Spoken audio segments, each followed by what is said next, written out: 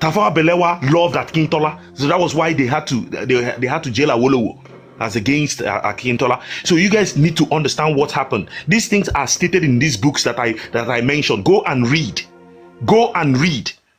So these people, as the coup failed, recall that the coup failed. The man that was in charge of North was Chukwuma Patrick Nzogu. He was in charge of the North and he executed it with military precision. That is, he executed the way he executed his own. With those who he went with were northern soldiers, northern people in the ranks of what was those private and the rest of them. Those were his men. There's an interview. I have the interview straight after the coup. He mentioned I have the video of the interview of Chukwuma Nzogu. He said those that went with him are northerners. If what they were doing was sectional, they would have executed him because they were men at arms. They had arms. They would have shot him at the back. So go and read. So Chukwuma Nzogu executed. Ojukwu, that was manning 5th Battalion Kanu, was marked to. Let me tell you how it works.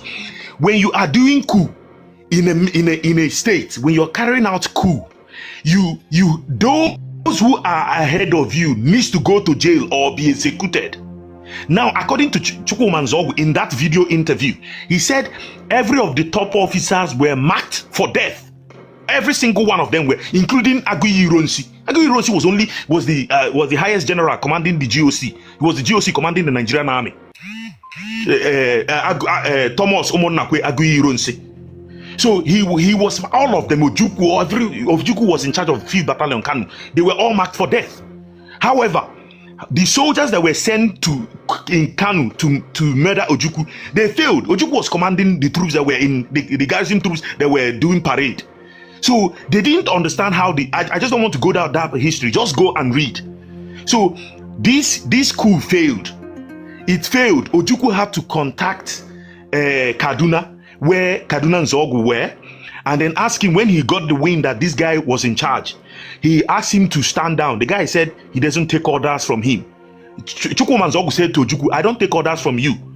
That he's going to march his soldiers. He's going to march his soldiers straight to where Ojukwu is and destroy everywhere. Because that guy was completely in charge. Who failed in Lagos, the men who were sent to murder Aguiyi Ironsi failed. The only success in Lagos was the man in charge of the armory in Lagos, the biggest armory in Lagos. His name, Colonel Unewe. Unewe was shot. They asked him to release the key. He refused. They shot him straight. That was the only success. And then Ironsi was on the road. They stopped him. The soldiers stopped him, and he didn't understand why there was a roadblock. And he didn't know that the soldiers were marked to murder him. So, but when he had to dismiss them, he was like, "Why are you putting up roadblock and all of that?" And then the soldiers had to disperse. So the soldiers now knew that there was something was wrong. Those that were sent in the east, which was Ifajuna was sent in the east. Ifajuna from Onitsha.